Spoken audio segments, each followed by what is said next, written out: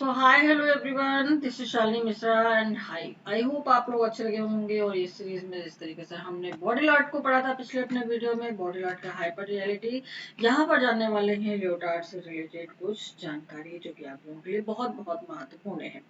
सो gene फ्रेंकोइज Leotard के बारे में हम जानने वाले हैं, जो कि पोस्ट मॉडर्न थिंकर के रूप में जाने जाते हैं। इनका जन्म हुआ 1924 में एंड 1998 में इनकी डेथ हो गई।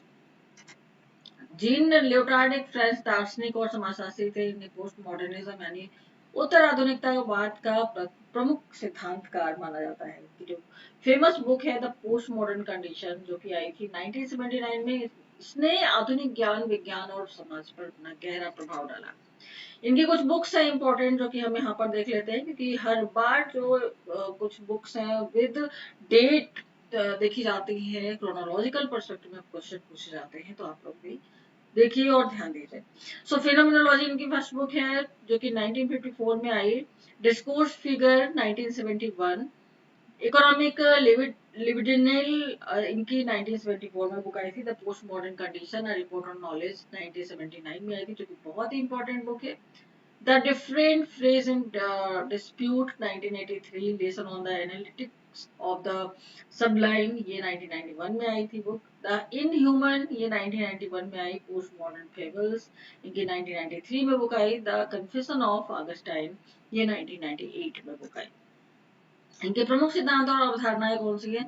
तो सबसे पहले और सबसे इंपॉर्टेंट जो काम किया गया इनके द्वारा, मेटा नैरेटिव्स का अंत, यानी कि जो महान वृत्तांत है उनका विरोध किया गया। आधुनिक में बहुत बड़े बड़े सिद्धांत, जैसे हम प्रगति की बात करते हैं, विज्ञान की बात करते हैं, समाजवाद की बात करते हैं, पूंजीवाद की बात करते हैं, ये सब लोगों को एकीकृत करते थे। उत्तराधुनिक युग में ये मेटा नैरेटिव्स अपनी वैधता खो देते हैं। लोग अब छोटे छोटे लोकल नैरेटिव्स पर और जो इंडिविजुअल जो किसी की एक्सपीरियंसेस होते हैं उन पर ज्यादा फोकस करते हुए दिखाई देते हैं। सेकेंड, अगर इनका कॉन्सेप्ट देखा जाए, knowledge as power. The postmodern condition में इन्होंने कहा, ज्ञान अब सूचना और डेटा के रूप में हमारे सामने है। विश्वविद्यालय, रिसर्च और समाज में ज्ञान का इस्तेमाल आर्थिक और राजनीतिक शक्ति से जुड़ गया है। ठीक है, तो ये पावर के रूप में काम कर रहे हैं। तीसरी चीज अगर इनके बारे में हम बात करें, तो लैंग्वेज गेम्स की भाषा खेल। विटेंस्टाइन से प्रभावित होकर के इन्होंने, यानी कि लियोटार्ड ने कहा कि सत्य और ज्ञान भाषा खेल पे आधारित है। अलग अलग समुदाय अपनी अपनी अपनी अपनी भाषा और संदर्भ में ज्ञान को परिभाषित करने का काम करते हैं।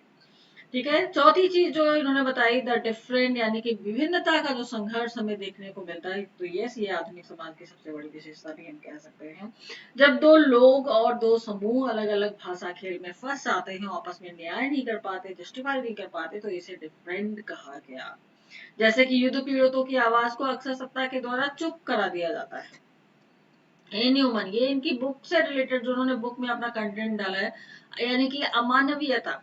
आधुनिक तकनीक, विज्ञान और पूंजीवाद ने मनुष्य को अमानवीय बना दिया है। समय और तकनीक की तेजी ने मानव जीवन को मशीनों जैसा कर दिया है एकदम से।